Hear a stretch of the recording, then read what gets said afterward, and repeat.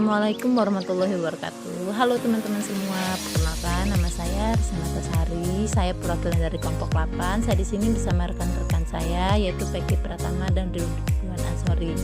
Kami di sini mempresentasikan makalah kami mengenai hak asasi manusia menurut Undang-Undang Dasar 1945. Oke, baiklah teman-teman, daripada kita lama-lama, mari kita langsung saja. Di samping sudah ada videonya, mari kita tonton dan jangan lupa komen, like, dan subscribe.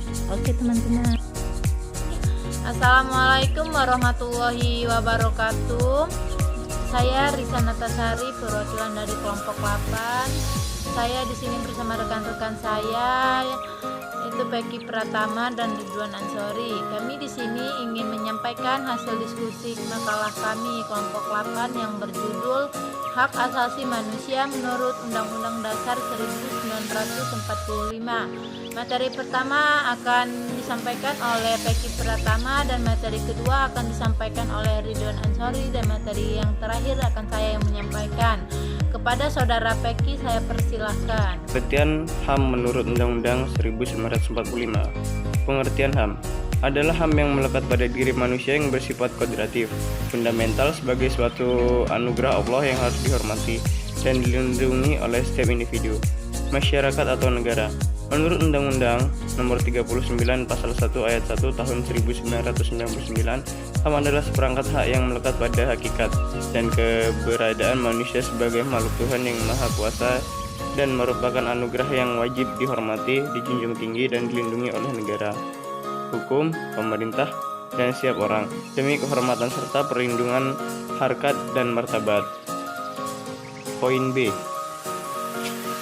HAM dan permasalahannya. Hak asasi manusia atau HAM sebagai gagasan paradigma serta kerangka konseptual tidak lahir secara mendadak sebagaimana kita lihat dalam Universal Declaration of Human Rights 10 Desember 1948, namun melalui suatu proses yang cukup panjang dalam peradaban sejarah manusia. Dari perspektif sejarah, deklarasi yang ditandatangani oleh Majelis Umum PBB tersebut dihayati sebagai suatu yang tergabung dalam PBB. Upaya konseptual hak asasi manusia jauh sebelumnya telah muncul di tengah-tengah masyarakat umum manusia, baik bersifat lokal, patrial, sporadikal. Pada zaman Yunani kuno, Plato dalam kurung 428 sampai 348 telah memaklumatkan kepada warga manakala setiap warga melaksanakan hak dan kewajiban masing-masing. Berikutnya C. Hak asasi dalam pembukaan Undang-Undang Dasar 1945. Alinea pertama pembukaan Undang-Undang Dasar 1945, hak untuk menentukan nasib sendiri, bahwa kemerdekaan itu adalah hak segala bangsa. Oleh sebab itu, maka penjajahan di atas dunia harus dihapuskan karena tidak sesuai dengan peri kemanusiaan dan peri keadilan. Pengakuan bahwa kemerdekaan adalah hak segala bangsa adalah pengakuan HAM kolektif dari satu bangsa untuk hidup bebas dari segala penindasan oleh bangsa lain. Pengakuan ini menegaskan kedudukan sejajar semua bangsa di dunia, karena penjajahan pada dasarnya adalah bertentangan dengan peri kemanusiaan dan peri keadilan. Alinea kedua pembukaan Undang-Undang Dasar menyebutkan Indonesia sebagai negara yang adil dan makmur. Kekuasaan hendaklah dijalankan dengan adil. Artinya, negara tidak dapat bertindak sewenang-wenang terhadap rakyatnya. Prinsip negara hukum mengakui adanya asas legalitas, yaitu tindakan aparatur negara yang harus didasarkan pada hukum dan bukan didasarkan pada kekuasaan. B. Hak asasi dalam batang tubuh Undang-Undang 1945.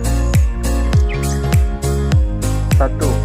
Hak akan warga negara. Pasal 26 Undang-Undang 1945 yang menjadikan warga negara ialah orang-orang bangsa Indonesia asli dan orang-orang bangsa lain yang disahkan dengan undang-undang sebagai warga negara.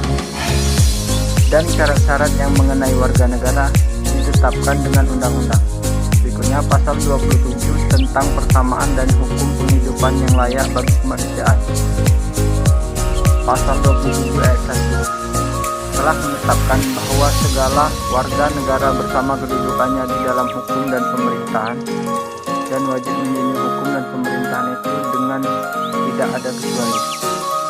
Pasal 27 ayat 2 telah menetapkan pula bahwa tiap-tiap warga negara berhak atas pekerjaan dan kehidupan yang layak bagi kemanusiaan. Selanjutnya ada hak-hak asasi dalam penjelasan Undang-Undang Dasar 1945.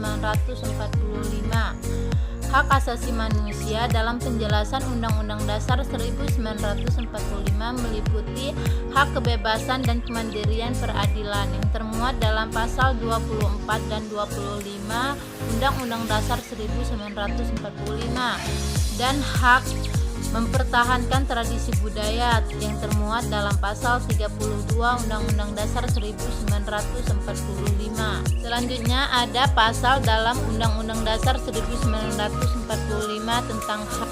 Ada beberapa pasal dalam Undang-Undang Dasar 1945 yang menjelaskan tentang HAM, diantaranya pasal 27 menjelaskan tentang hak-hak kewarganegaraan.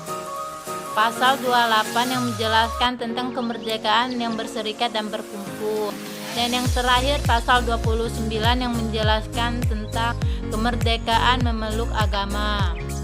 Itu saja materi yang dapat kami sampaikan. Apabila ada kesalahan kami mohon maaf. Kami akhiri, wabillahi taufiq wal hidayah. Wassalamualaikum warahmatullahi wabarakatuh.